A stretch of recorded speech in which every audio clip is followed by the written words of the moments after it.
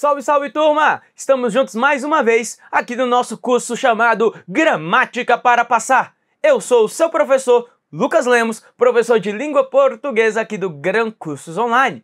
E muito obrigado pela sua participação aqui comigo neste nosso curso, que é um curso completo. Então, na tela, porque tem muita coisa para falar ainda sobre a pontuação. É isso mesmo. Vamos falar aqui, ó, sobre a vírgula ainda. E aqui já no tópico 4, já trabalhamos aí o tópico 1, 2 e 3, e agora o tópico 4. Olha só, essas vírgulas, turma, elas vão isolar expressões isso é importante pra caramba, tem sido cobrado em prova. Expressões explicativas ou retificativas, tá? Praticamente a mesma coisa, né? Retificar é explicar, reforçar, né? Então veja bem, ó, que tipo de expressão é essa, professor? Aí eu vou me preocupar com expressões como, ó, ou seja, isto é, quer dizer, ou melhor, ou ainda, vale dizer, né? E várias outras que vão trabalhar com esta ideia aí, que é reiterar, explicar o que já foi dito. Veja um contexto, ó. Eu digo para você o seguinte: o Brasil, por exemplo, merece uma população melhor. Olha só. Por exemplo, você pode observar aí comigo, ó, que é uma palavra, que é uma expressão, alguns até entendem isso aqui, ó, como expressão denotativa, né, ou apenas para dar realce, né, por exemplo, para explicar. E aí, neste caso aqui, eu recomendo que você faça o quê? Que você coloque entre vírgulas. Viu que eu nem coloquei o por exemplo aqui nos exemplos, aqui na nossa lista, mas tá aqui, ó. E essas vírgulas são obrigatórias, você precisa utilizá-las. Tá? Olha lá o outro exemplo, ó. O Brasil é um país rico, ou seja, isto é, dispõe de recursos. Então, necessário que eu coloque sempre entre vírgulas. Isso é importantíssimo, muitas vezes o candidato erra. Então, turma, encontrou este tipo de expressão, por exemplo, ou seja, isto é, quer dizer, você vai colocar sempre entre vírgulas. Estamos entendidos? É algo bem simples, tá? Então, olhe na tela. Veja bem, aqui eu trago para você uma questão 2019 que disse assim, ó. A expressão quer dizer introduz uma conclusão a respeito do estabelecimento da figura do sujeito de direitos. Bom, então leia o texto.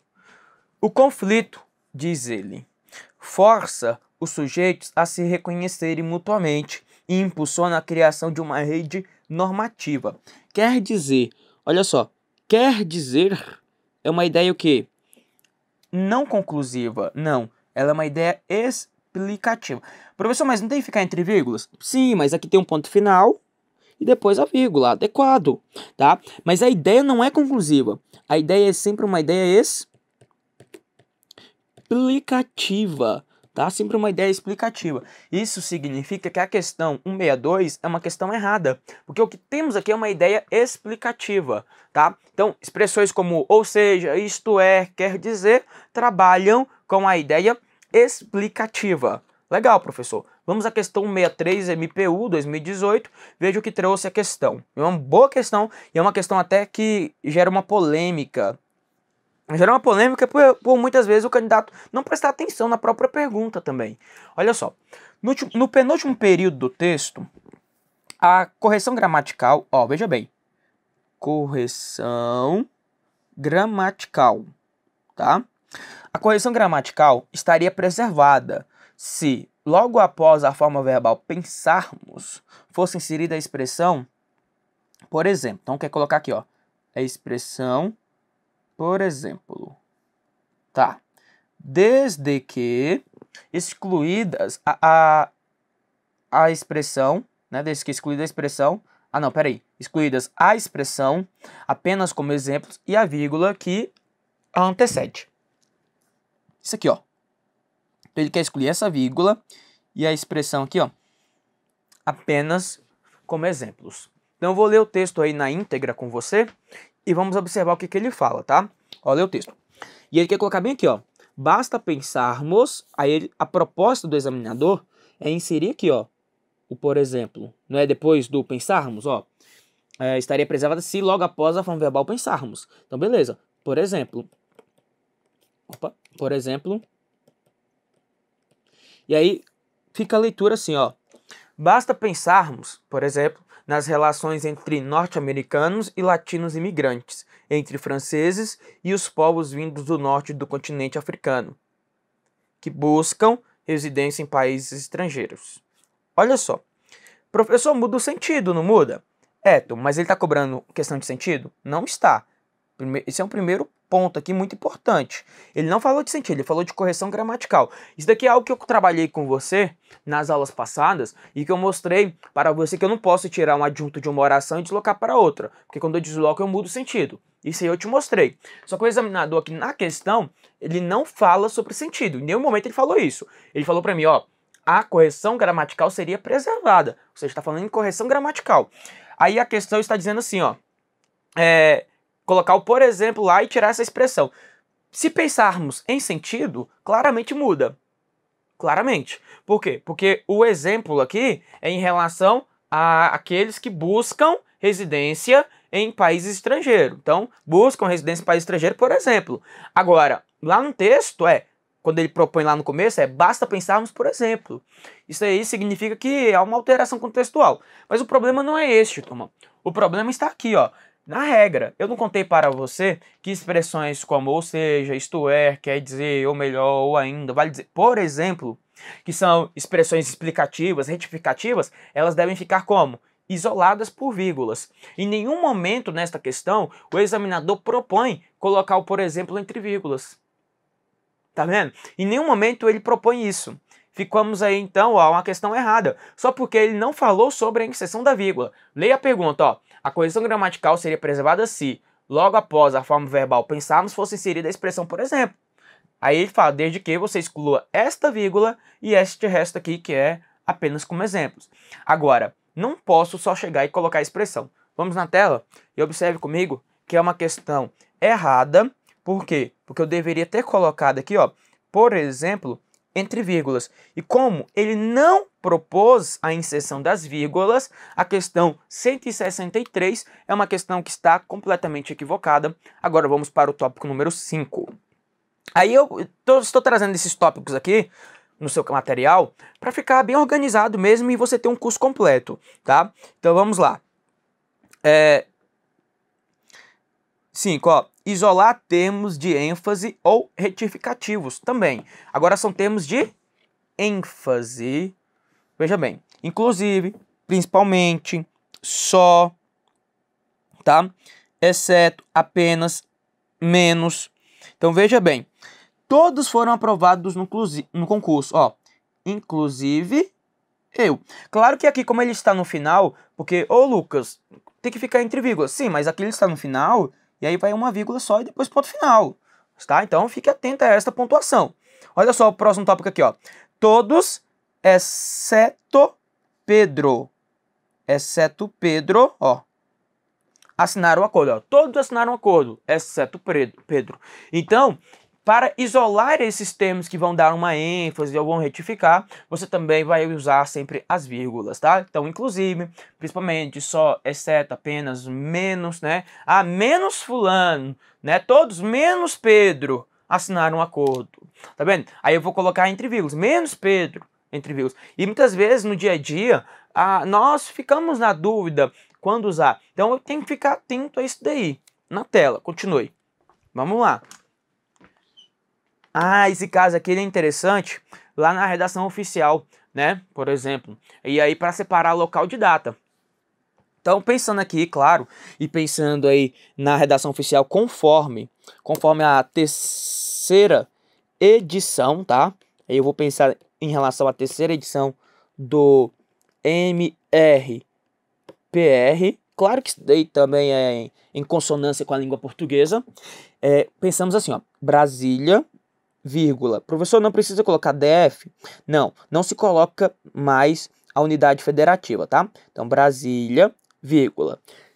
Uma data aqui genérica, 1º de janeiro de 2019, tá? Tem que ser exatamente do jeito que eu coloquei. Quando for o primeiro dia do mês, você vai colocar um numeral aqui, ó. O numeral ordinal. O que é um numeral ordinal? Isso eu já falei lá atrás para você. Ordinal é aquele que indica uma ordem. Para os demais dias do mês, né, 2, 3, eu vou usar o numeral cardinal, né? 2, 3, 4, cardinal. A pergunta é, devo colocar um zero antes? Bom, eu sempre recomendo não colocar. O próprio manual fala, né, na terceira edição, que não se usa zero à esquerda. Não se coloca o zero à esquerda. É claro que nós usávamos esse zero em alguns documentos para evitar que algum espírito da confusão chegasse ali e colocasse o número 1 ou o número 2, alterando a data deste documento. Mas o manual fala para nós que não se usa zero à esquerda, então escutaremos o manual. Aqui o que me interessa é a pontuação, né? Então Brasília, vírgula, 1º de janeiro de 2019. Ah, e não é 1º de janeiro de 19. Não, você vai colocar do jeito que eu coloquei aqui, ó. 2019. Isso é muito importante. Quem for fazer, por exemplo, prova do Senado Federal, na prova do Senado Federal, por exemplo, o examinador, ele exige do candidato que ele estude o manual de elaboração de textos do Senado Federal. E lá nesse manual de elaboração de texto do próprio Senado, o que ele mostra? Ele mostra exatamente sobre esse emprego aqui, ó, de datas, de artigos, né, dentro de leis, como colocar artigo, como colocar inciso, como falar sobre parágrafo. Então, aí a gente ensina isso daí. E é importante que você dê uma conferida lá também. Continue na tela, vamos lá, segmento. Bom, outro elemento importante é quanto indicar deslocamento de complemento pleonástico, que é aquele objeto pleonástico, já ouviu falar? Pleonástico, sim, repetição, tá? Então falou de pleonástico, é uma repetição. Por exemplo, ó, quanto ao problema, já o resolvi. Observe que esse quanto ao problema é um complemento pleonástico, né? Por quê, professor? Porque você reforça logo na sequência. Olha aqui, ó. Aí você desloca mesmo, essa vírgula é necessária, ó. O que eu resolvi, ó? Eu resolvi. E quem resolve, resolve algo. Resolvi o quê? Esse ozinho aqui, ó. O o é o objeto direto, mas que faz uma retomada aqui, ó, ao problema. Então, quanto ao problema, eu já o resolvi. Então, esta vírgula aqui é uma vírgula necessária, porque ela faz esse deslocamento do complemento que eu chamo de complemento pleonástico. Por exemplo, professor, ó, aquele carro, ó, aquele carro, eu o comprei. Tá vendo? Aquele carro, eu o comprei. É a mesma coisa, ó. Veja, eu aqui é o seu sujeito. O verbo comprar é VTD. Comprei o quê? Aquele carro. Aquele carro é o objeto direto da construção. Então, ó, eu comprei o quê? Aquele carro. Então, aqui eu tenho um complemento que é pleonástico, tá? Então, nessa situação de complemento pleonástico, eu vou inserir a vírgula necessária. Legal, né? Então, desse segmento, agora chegamos a um ponto que muito nos interessa e é um ponto de que você gosta bastante, que é falar sobre a elipse ou a zeugma. Bom, para falar sobre esses dois caras aí, eu gosto de comentar aqui com você algo que eu tenho a intenção de falar talvez no futuro, ainda deste curso. Mas eu já vou aproveitar aqui e vou trazer para você uma introdução. Que seria o que, professor? Falar sobre hipônimos e hiperônimos.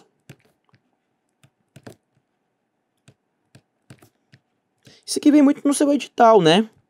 Lá no edital, o examinador, muitas vezes, quando ele coloca lá aquela questão sobre significação das palavras, ele fala lá, por exemplo, sobre parônimos, homônimos perfeitos, né? E ele vai falar disso lá na parte da significação das palavras. Aqui, isso é semântica, tá? Eu tenho lá a relação de hiponímia e a relação de hiperonímia. Isso mesmo. Nós temos relações de sinonímia e antonímia e temos relações de hiponímia e hiperonímia. Vamos entender bem esses dois aqui. Temos hipônimos e hiperônimos. Para não esquecer, para você não esquecer e aprender de uma vez só aqui com o seu professor, é pensar assim, ó.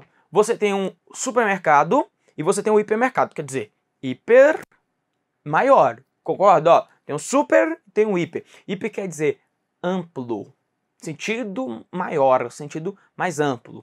Então, quando eu falo hiperônimo, é um sentido amplo. Hipônimo é um sentido restrito. Nós estudamos muito isso lá nas aulas de raciocínio lógico. Veja na tela. Na aula de raciocínio lógico, você pode acabar estudando o seguinte. Ó, aquela história daquilo que está contido e daquilo que não está contido. Como assim, professor? Todo A é B, mas nem todo B é A. Lembra disso? Não lembra, professor. Então vai se lembrar agora, ó. Observe bem. Imaginemos que neste ponto aqui, neste conjunto, lá na teoria dos conjuntos, eu queira falar sobre brasileiros. Mas a verdade é que eu não quero falar sobre o brasileiro. Eu quero falar sobre o nordestino. E aí o que eu penso? Todo nordestino é brasileiro, mas nem todo brasileiro é nordestino. Ó, imaginemos que eu queira falar, na verdade, sobre o cearense. Todo cearense é nordestino, todo cearense é brasileiro, mas nem todo brasileiro é cearense, nem todo nordestino é cearense. Então, isso daí que a gente estuda lá na aula de raciocínio lógico. Agora, aqui na língua portuguesa, o que nós vamos entender? Que cearense é um termo restrito, nordestino é um hiper, brasileiro é outro hiper. Ou seja, hiperônimo é um sentido amplo. Isso é importante, por exemplo, ao estudar elementos de coesão. Porque são recursos coesivos. Por exemplo, na tela. Quando eu digo assim, ó, observe que o deputado disse que a justiça cometeu um erro ao acusá-lo. O deputado disse que a justiça cometeu um erro ao acusá-lo. Esse parlamentar disse ainda que tomará as devidas providências. Olha só, quem é o parlamentar? É o deputado que diz que a justiça cometeu um erro. E aí eu posso perceber, ó, que todo deputado é parlamentar, mas nem todo parlamentar é deputado.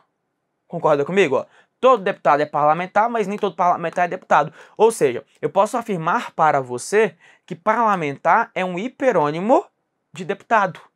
Tá vendo? Então, hiper é um sentido amplo, um sentido maior. Acompanhe na tela. Eu poderia ampliar mais ainda. Poderíamos falar, por exemplo, aqui, ó, em político. É mesmo, professor. Político. O político é um sentido amplo ainda. Olha lá, maior ainda. Ó, todo deputado é um político. Todo parlamentar é um político. Mas nem todo político é parlamentar ou é deputado. Por exemplo, professor, olha, pense lá no governador de estado. O governador é um político, mas não é parlamentar. Está vendo? Então, isso aqui é a relação de hipônimos e hiperônimos. Claro que eu vou anotar no seu caderno para deixar bem marcado, bem claro isso daí, para que eu também possa entender aqui a questão da elipse e da zeugma na tela. Olha só. Então, eu deixo anotado aqui para você que o hipônimo, hipo, é um sentido restrito. Restrito. Hiperônimo é um sentido maior. É o sentido amplo. Agora, vamos pensar e voltar para a nossa aula de pontuação e pensarmos aqui em relação à elipse ou à zeugma. Que, na verdade, o que é elipse e o que é zeugma? E aí é importante anotar o conceito. O conceito é fundamental para nós. Então, vou deixar aqui, ó. Elipse. E aqui, zeugma. Nós já até falamos, por exemplo, sobre o sujeito elíptico, né? Ah, professor, é verdade. Então, olha só. Elipse. Elipse é o quê? Elipse é subentender. Elipse é subentender. Você vai subentender alguma coisa. Agora, zeugma. Zeugma é subentender. Subentender o que já foi dito.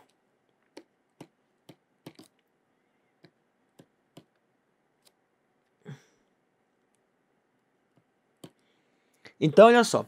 Elipse é só subentender. Você só vai subentender. Agora, a zeugma, você vai subentender alguma coisa que você já disse no texto. Aí você pode pensar o que, professor? Você pode pensar que toda zeugma é uma elipse, mas nem toda elipse é zeugma. Não entendi, professor. Veja bem, a zeugma não é só subentender, a elipse não é só subentender? Elipse é só subentender alguma coisa. Agora, a zeugma é subentender aquilo que já foi afirmado. Olha o exemplo aqui, ó. Na minha frente, uma enorme fita. Subentende alguma coisa aqui? Ah, professor, na minha frente tem uma enorme... Não, para com isso. Para com isso. Eu já falei para você que o verbo ter, ele não pode apresentar o sentido existencial. A língua portuguesa nos oferece outros verbos para trazer a ideia de existência, como o verbo haver, o verbo existir, o verbo estar. Posso até usar o verbo estar, dizendo, olha, na minha frente estava uma enorme fita. Até o verbo estar, mas o verbo ter, não. Eu posso usar aqui o verbo haver. Pronto, haver. Olha na tela. Olha lá. Em vez de usar na minha frente, tem. Não, isso não. Na minha frente tem uma enorme fita. Não. Na minha frente, ó, há uma enorme fita. Então temos aqui dentro uma elipse que nós chamamos de quê? De elipse verbal. Isso aqui é uma elipse verbal, né? Na minha frente há uma enorme fita. Existe uma enorme fita. Agora veja bem, neste contexto, a zeugma? Não, professor, não existe zeugma. Por que não existe a zeugma? Porque o verbo haver, ele não é mencionado antes no contexto. Então, neste caso, não há a zeugma. É isso mesmo. Toda elipse pode ser uma zeugma. Na verdade, assim, ó, não vamos fazer bagunça, né? Vamos fazer bagunça. Elipse e zeugma. Elipse é só subentender. E zeugma é o quê? Subentender o que já foi dito. Ou seja, toda zeugma é uma elipse. Mas nem toda elipse é zeugma. Olha o exemplo aqui, ó. Isso aqui é uma elipse. E é zeugma? Não, porque não foi mencionado. Legal, né? Interessante. Bom, continue aí comigo, por favor. E vamos aqui ao exemplo. Deixa eu ver aqui se eu tenho alguma tela branca. Não tenho nenhuma tela branca, então vou usar aqui mesmo. Vou usar aqui mesmo, ó. Pronto, não tem tela branca. Vai aqui mesmo. Vamos aqui, olha só. Turma, você gosta lá do cantor Belo? Conta pra mim. Do Belo. Eu gostava muito do Belo lá na época do Soweto. Você se recorda deste tempo? Soweto, professor? Lá do Soweto. Quando o Belo era famoso no Soweto, né? Tempo bom, lá no Soweto. Legal. Veja bem, Belo lava pratos. Eu também gosto de só pra contrariar. Belo lava pratos. Alexandre Pires. Ô, professor, você não tem o que fazer com esses exemplos não, né? Olha só. Belo lava pratos, Alexandre. Alexandre o quê, professor? Alexandre lava Pires, né? Então aqui eu tenho uma elipse verbal. Posso falar que tem zeugma aqui dentro? Claro que posso, é uma zeugma.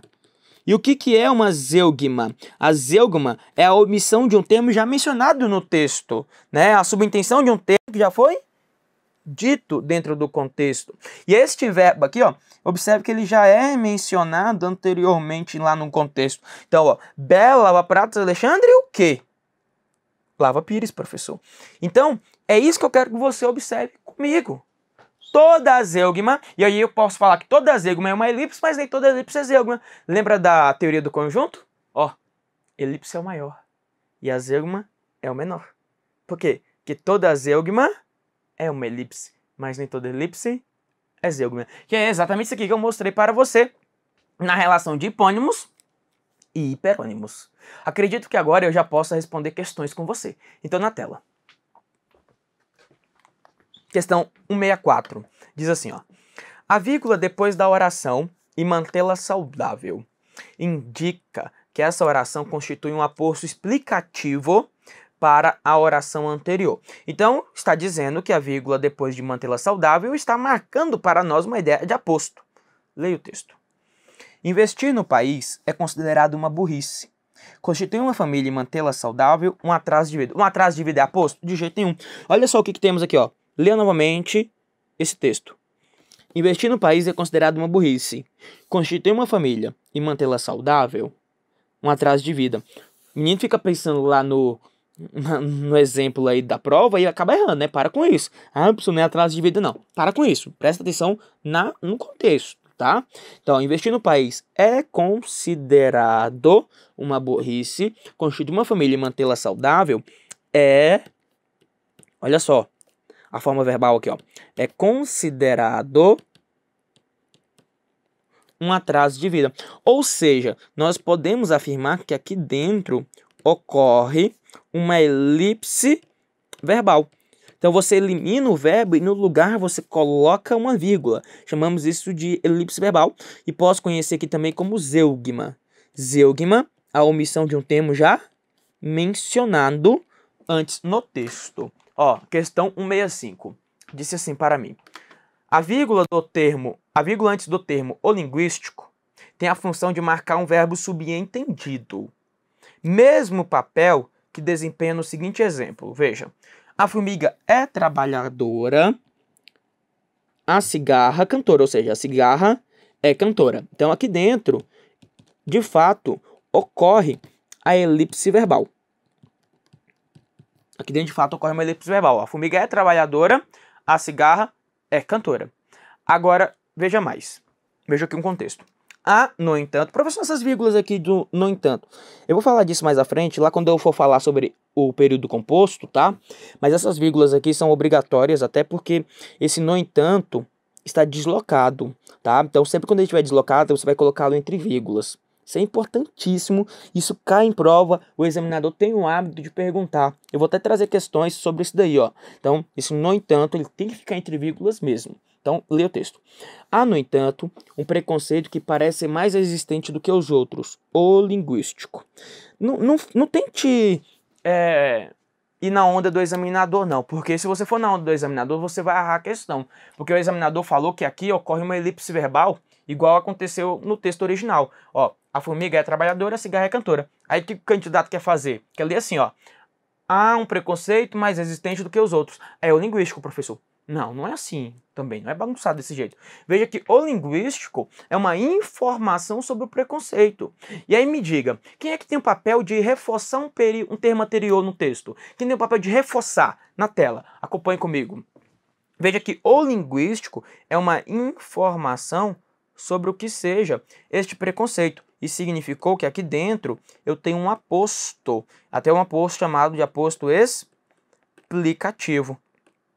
Nós precisaremos reforçar muito isso ainda. Quer dizer que essa questão aqui, ó, 165, é uma questão equivocada, errada. Vamos à questão 166. Disse a questão. No trecho, no egoísmo, eu sou tudo e os outros são nada. Seria correto suprimir a segunda ocorrência do verbo ser. Ó, ele quer retirar a segunda ocorrência do verbo ser, tá? Então veja bem. Cadê a segunda ocorrência? Tá aqui, ó. São. Então, nesse caso, o emprego da vírgula seria, logo após outro, seria necessário para marcar a elipse do verbo. Então, o que ele está propondo a você? Ó? No egoísmo, eu sou tudo. No egoísmo, eu sou tudo. E os outros, nada, tá? No egoísmo, eu sou tudo e os outros são nada. Tá vendo essa vírgula aqui, ó? Essa vírgula marca no contexto a elipse verbal, conhecida também como zeugma, por quê? Porque já foi mencionada no texto. Então, essa questão 166 é uma questão que está perfeita, que está adequada. E vamos à questão 167. 167. Traz assim, ó. Alguns acham que ele ainda está vivo. Outros o quê, turma? Outros acham que o terrorista havia morrido há muito tempo. Bom, no fragmento acima, a vírgula empregada após a expressão outros ocorre para marcar o quê? Letra E, ó, a zeugma. Ou seja, tá vendo, ó? Ou seja, aqui entre vírgulas. Por quê, professor? Porque isso daqui é um reforço, né? Uma explicação. Isso é uma ideia explicativa. Cuidado pra você não falar que é conclusiva. Isso é explicação. Isso aqui tem um nexo explicativo, tá? Então, a zeugma, ou seja, a omissão de um termo já mencionado anteriormente no contexto. Então, a letra E da questão 167 é a sua resposta. E vamos aí à questão 168. Diz a questão 168. Isso é a questão 68 para fecharmos aqui o bloco, tá? Em qual dos trechos a seguir a vírgula foi empregada para marcar a omissão do verbo? Então, vou ver qual é o trecho que marca a omissão do verbo, tá? Aí tem que ler cada texto deste aqui e ver qual que vai marcar a omissão do verbo, ó. Bom, assim que qualquer espetáculo termina, olha só, isso aqui é um deslocamento, ó. Tem uma marcação de tempo aqui, ó. Eu vou falar disso aqui, isso aqui já é período composto, tá? O verbo terminar aqui, ó. Isso é um deslocamento. Posso falar que é um adjunto adverbial oracional. Por que adjunto adverbial, professor? Porque tem marcação temporal, assim que, ó. Marcação de tempo. Assim que qualquer espetáculo termina, todos se levantam. Tá vendo? Todos se levantam. Então, isso é a primeira vírgula no deslocamento. Todos se levantam e, olha só, tenham gostado ou não, começam a bater palmas. Tá vendo a intercalação aqui, ó? E começam a bater palmas. Tenham gostado ou não. Então, aí é uma intercalação nesse contexto, né? É uma retificação. Então, não é a letra A. Interessante, né? Viu como é que é legal quando a gente começa a entender? Faz muito sentido. B. Ó, se já... Outro deslocamento, ó. Se já se começa pelo aplauso de pé, vírgula. O que será preciso fazer quando tivermos realmente gostado de um espetáculo? Isso aqui é um deslocamento, tá? Então, não é a resposta. Tá? Isso aqui é até uma ideia de causa, tá? Posso falar que é um adjunto adverbial de causa, só que nesse caso ele é oracional, porque tem o verbo começar. Oracional. Então, temos um deslocamento aí dentro. C. Tenham gostado ou não? Isso aqui é aquela vírgula que acompanha lá, ó. A letra A. Tinha uma vírgula aqui, lembra? Tenham gostado ou não, vírgula, vírgula aqui, ó. Começa a bater palmas. Não, não é essa daqui, né?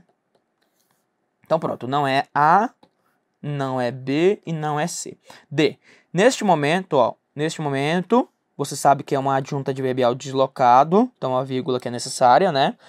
Nesse caso aqui, como é de pequena extensão, é até facultativa, mas eu gosto de colocá-la, tá? Bom, não é a letra D, resta-nos a letra E, ó. O cinema nunca foi sua primeira opção. Daí ter feito poucos filmes. Bom, aqui, turma, veja bem, ó, o cinema nunca foi, é uma oração, depois tem outra oração. Eu até prefiro, ficaria mais claro, pelo menos do meu ponto de vista, se usássemos aqui ponto e vírgula, ó. Eu acho que ficaria bem mais interessante. Por quê? Porque eu estou marcando as orações coordenadas, ó. O cinema nunca foi sua primeira opção. Daí ter feito poucos filmes. O que acontece? Isso aqui é até uma marcação conclusiva, tá? Eu até enxergo aqui dentro uma conclusão, ó. Aí é leitura, interpretação, ó. O cinema nunca foi sua primeira opção, por isso ter feito poucos filmes, tá vendo? O teatro, sim. O teatro, o quê? O teatro foi, tá vendo? Sua primeira opção. Então, esta última vírgula aqui, sim, marca a elipse verbal. E ele queria que tivesse a omissão, não é isso? Houvesse a omissão do verbo? Então, pronto. A letra E é a resposta adequada para a questão de número 168. Legal, né? Eu acredito que agora nós estamos pelo menos na metade do nosso curso. E é interessante que nós já fizemos aí 160 questões. Então vamos fazer aí mais umas 160 pela frente. Isso significa que tem questão pra caramba e o nosso curso deve terminar aí por volta das suas 300 questões comentadas aqui comigo, além da teoria. Mas é um curso realmente completo. Então eu aguardo você no nosso próximo bloco para continuarmos o nosso estudo. Até já!